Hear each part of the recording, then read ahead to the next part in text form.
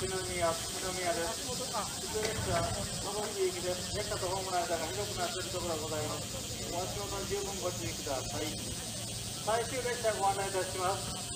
普通列車高松行きは12時51分。普通列車高松行きの最終列車は12時51分です。下り松山行きの最終列車は12時56分です。本日の松山行きの最終列車は12時54分。